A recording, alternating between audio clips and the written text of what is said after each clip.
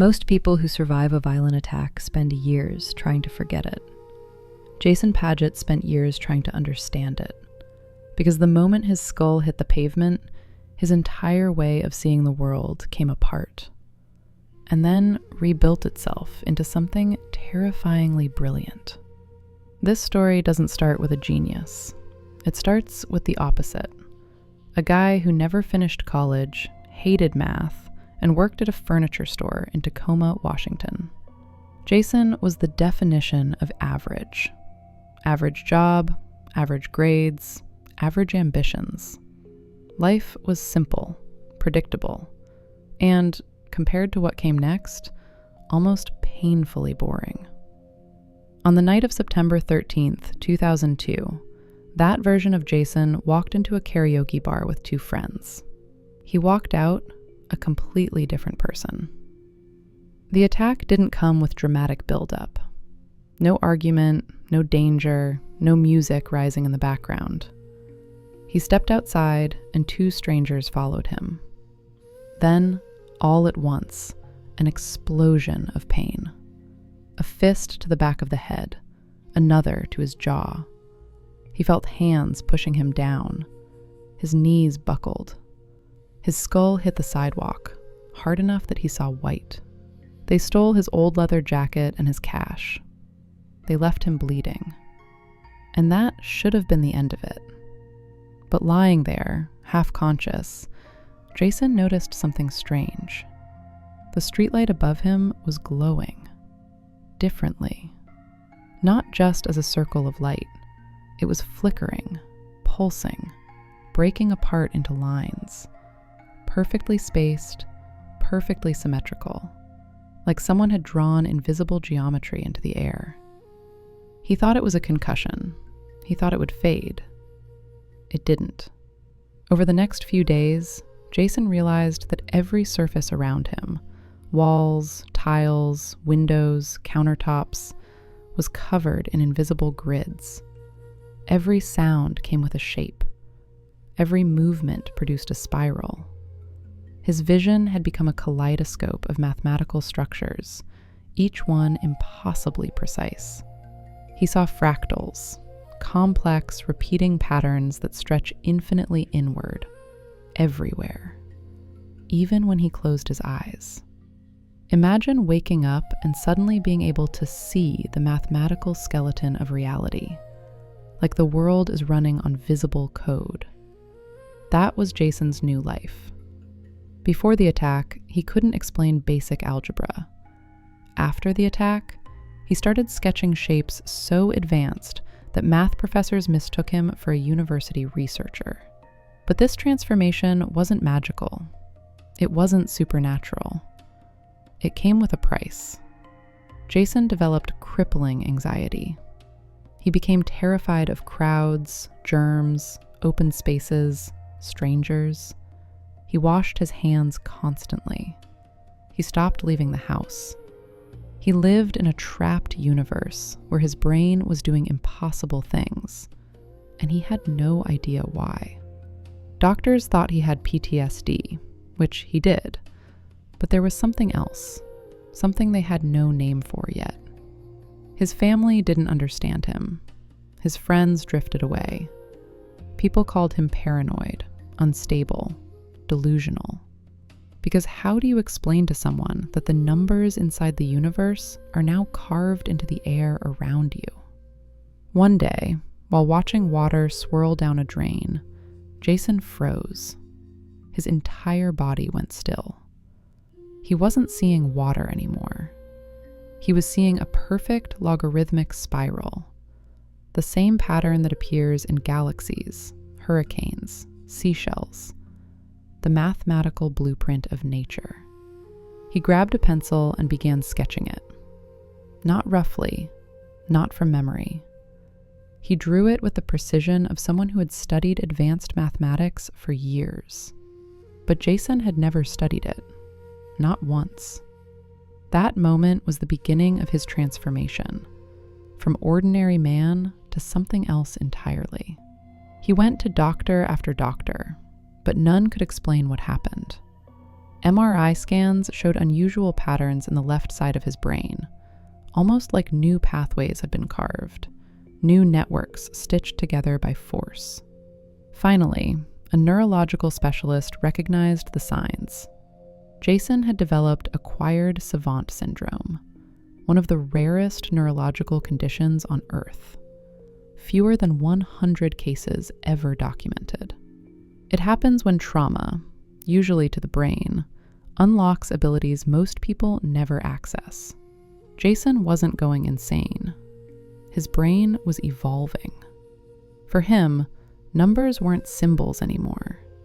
They were sensations, emotions, movements.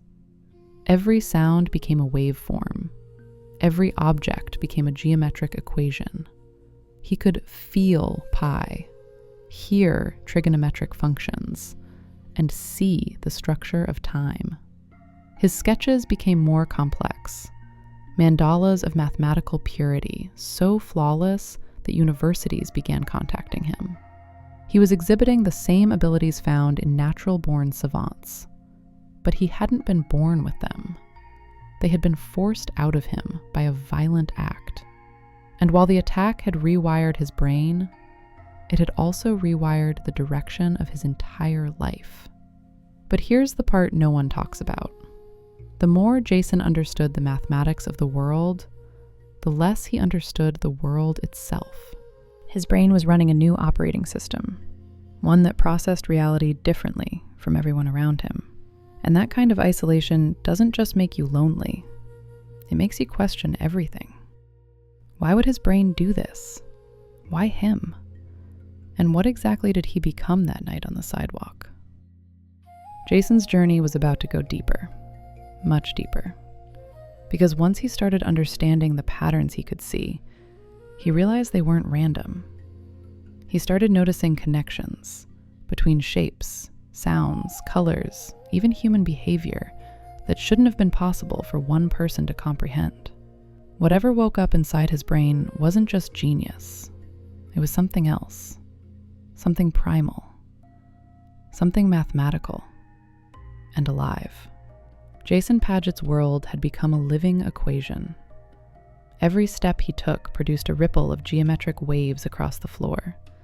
Every voice he heard broke into vibrating patterns, as if people were speaking in the language of physics instead of words. Nothing looked normal anymore. Nothing felt familiar. But the strangest part wasn't what he was seeing. It was what he couldn't stop seeing. His mind had become a machine that never powered down, never paused, never gave him silence. Numbers crawled across the walls when he woke up. Shapes swirled behind his eyelids when he tried to sleep. Even dreams were filled with fractal landscapes stretching into infinity. He wasn't living in the world. He was living inside its mathematical blueprint. Days blurred into weeks. He barely left his home. Neighbors saw the lights in his apartment flicker late into the night as he worked, sketching one impossible diagram after another. But none of his drawings were random. Each one felt like a message he was trying to decode. Sometimes he'd stare at a pattern for hours, feeling certain that if he just followed the recursion deep enough, he'd uncover some truth about reality itself. He wasn't wrong. The first real breakthrough came during a panic attack. He had gone out to buy groceries, his first attempt to leave the house in almost a month. But the moment he stepped inside the store, the lights, the footsteps, the voices, the noise, all of it came at him like a storm of chaotic equations. His brain didn't filter anything anymore. Every visual input hit him at once. Every sound fragmented into spikes and waves. His body froze. His vision tunneled. He dropped his basket and stumbled back outside, gasping for air as geometric patterns spun violently in front of him. Most people would have run home. Jason didn't. He saw something in the chaos, something he hadn't noticed before. The swirling fractals weren't random. They were organizing themselves into shapes he recognized from his sketches.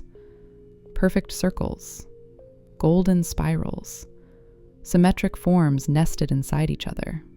He wasn't having a breakdown. He was witnessing the raw math behind panic itself. That realization shook him to his core. It meant his brain wasn't malfunctioning. It was analyzing everything. Every emotion, every impulse, every physical reaction. His fear wasn't just fear anymore. It was data. And the more he observed it, the more the patterns stabilized. He walked home slowly, feeling as if he'd unlocked another layer of the world. But understanding his new abilities didn't make them easier to live with. His relationships were crumbling. Friends tried to check in, but Jason couldn't explain what was happening without sounding delusional. Even his family struggled to believe him. He would try to describe the fractals, the grids, the kaleidoscopic geometry overlaying every object, and they'd nod politely, unsure whether to encourage him or get him help. Then came the night his father visited. Jason was sitting at the kitchen table, surrounded by sketches, hundreds of them, sprawled across the floor, taped to cabinets, pinned to the walls. His father walked in and froze. "What is all this?" he asked. Jason didn't answer. He simply handed him a sheet of paper. On it was a drawing of a perfect hyperbolic spiral, reproduced with such mathematical accuracy that no computer could have improved it. His father stared at it, confused. "Where did you get this?" "I didn't get it," Jason replied. "I saw it." His father set the paper down slowly. "Jason, you can't just see things like this. People study for years, decades." "I know," he said, "but I didn't learn it. It's just there." That was the moment his father realized the truth. Something had fundamentally changed. This wasn't a hobby or a coping mechanism. This was a neurological transformation so extreme that it bordered on the impossible. A few days later, Jason visited a specialist at the University of Kentucky, Dr. Daryl Treffert, one of the world's leading researchers on savant syndrome. The trip was exhausting. Airplanes overwhelmed him with chaotic patterns. Airports were a blur of motion, noise, and sensory overload. By the time he reached the doctor's office, he looked like he hadn't slept in days. Treffert listened, examined his drawings, ran tests, and scanned his brain. And then, finally, someone gave Jason an answer. "You're not imagining this," the doctor told him. "You're experiencing acquired savant syndrome." Jason blinked. "Acquired what?" "It means a dormant ability in your brain was activated through trauma," Treffert explained. "The attack didn't break your brain, it unlocked it." Jason's mind spun. "But why me?" Treffert shrugged. "We don't know. Maybe the brain protects itself by creating new pathways. Maybe we all have this potential, and it usually stays locked away." He paused. "Or maybe your brain was forced into a mode that most people never touch." The scans showed unusual activity in the left parietal cortex, the region responsible for spatial reasoning and visual processing. After the attack, it had rerouted itself, forming new connections and amplifying dormant circuits. His brain had literally rewired its architecture overnight. The doctor handed him another page. It showed 2 brain scan images side by side. One was a typical scan. The other, Jason's, looked like someone had lit up an entire constellation inside his skull. "This," Treffert said softly, "is the mind of a mathematical savant." For the first time, Jason felt relief. He wasn't crazy. He wasn't broken. He simply wasn't the same person anymore. But validation didn't mean understanding. Every day brought new puzzles, new patterns, new questions. The geometry he saw wasn't just visual. It felt intentional, as if the universe had always been running on a hidden operating system, and now he was finally seeing the source code. But with knowledge came something darker. The more he watched these patterns, the more he noticed they weren't just describing objects, they were predicting them. When he dropped a glass on the floor, he saw the trajectory of its shatter before it hit. When he listened to footsteps, He felt the rhythm of the person's movement before they turned the corner. Even conversations became patterns. He could tell when someone was lying based on the way their voice waveforms shifted. He began to wonder, was he discovering how the world works, or was he losing his grip on it? The gifted part of his mind was awakening faster than the human part could keep up. And deep down, Jason feared there was a limit, one he didn't dare cross. Because he had started seeing something else, too. Something that didn't feel mathematical. Something that felt conscious. And it was hiding in the patterns. Jason Padgett had spent months trapped between two realities, the world everyone else lived in, and the strange geometric universe his brain now revealed to him.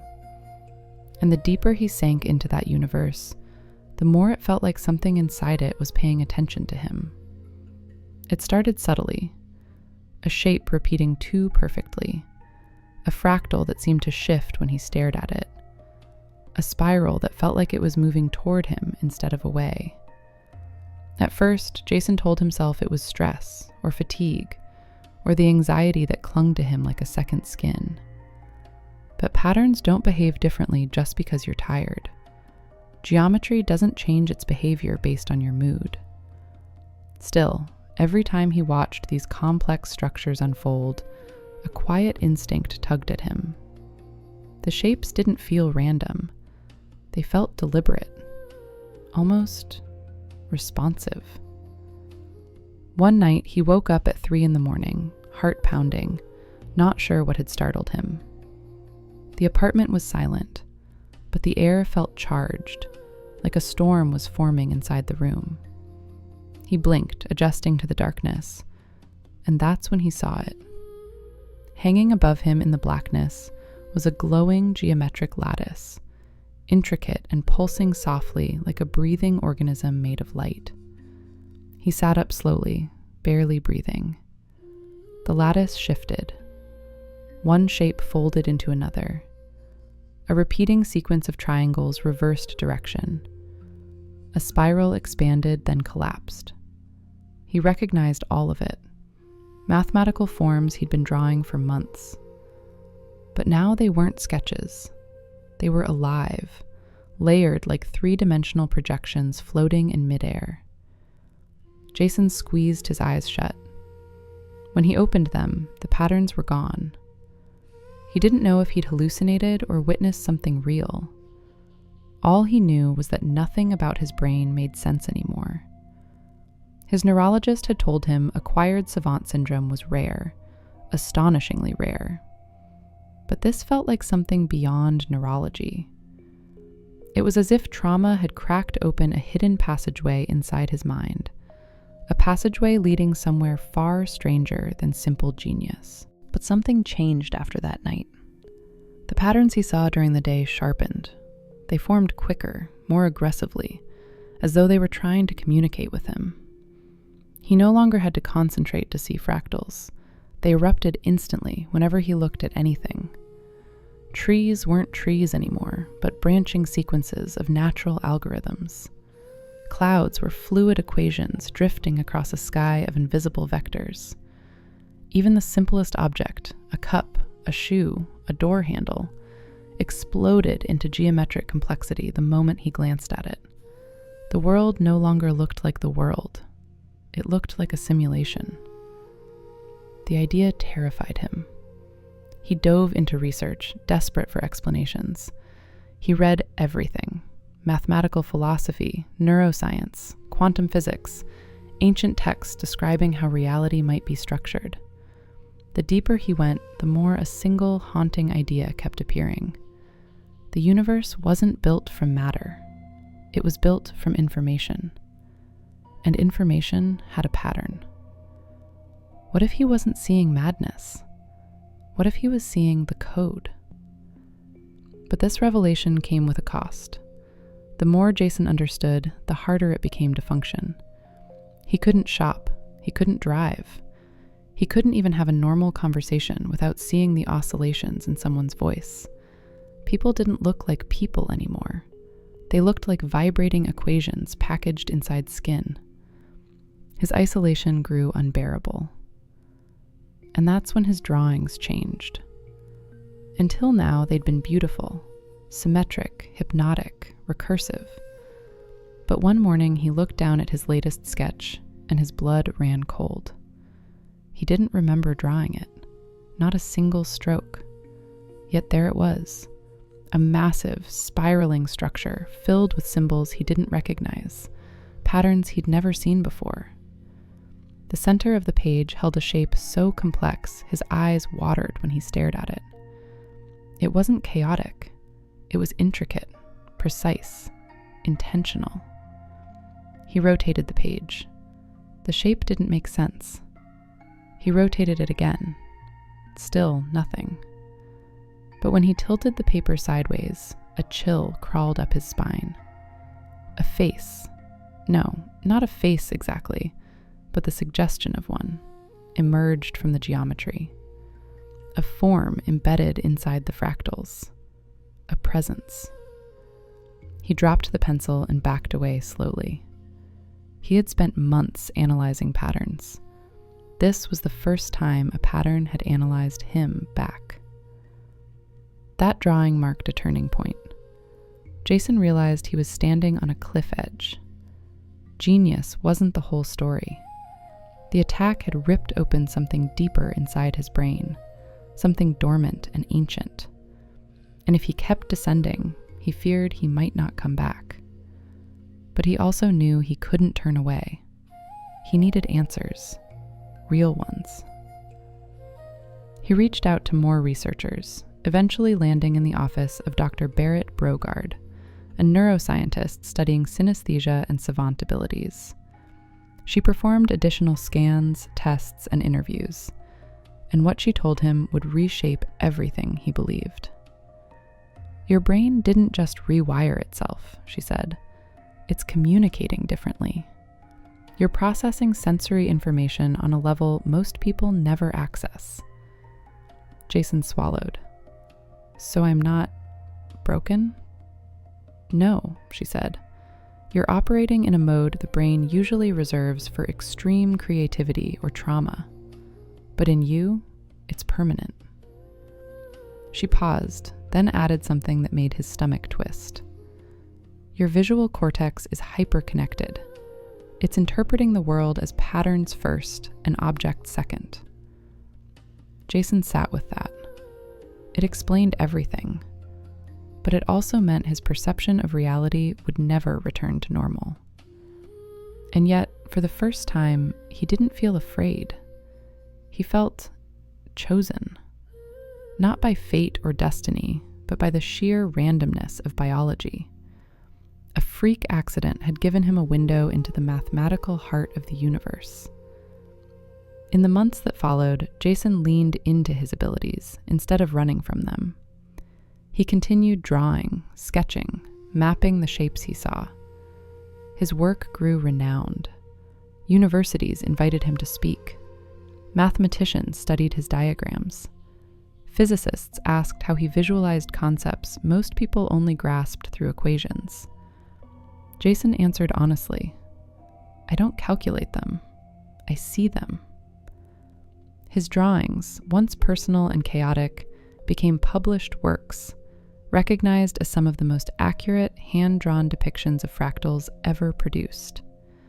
He collaborated with researchers, helped advance studies in synesthesia, and became one of the most famous documented cases of acquired savant syndrome in modern history. But he never forgot the dark side of his transformation, the terror, the isolation, the sense that something indescribable had awakened inside him the moment his head struck the pavement. And sometimes, late at night, when the room is quiet and he's alone with his sketches, he still sees the lattice, the living geometry, the shape that hovered above him in the dark. He tells himself it was just his mind reorganizing, his brain rewiring itself under the strain of trauma. But a part of him knows the truth. That night, something changed. Something opened. And Jason has lived every day since with the sense that he didn't just gain a new ability. He tapped into a layer of reality most people never notice. A layer built from patterns, equations, and infinite recursion. A layer that watches back. Because once you've seen the code behind the world, you can never unsee it. And once your mind has awakened to the patterns beneath everything, you realize they were always there. Thank you for listening.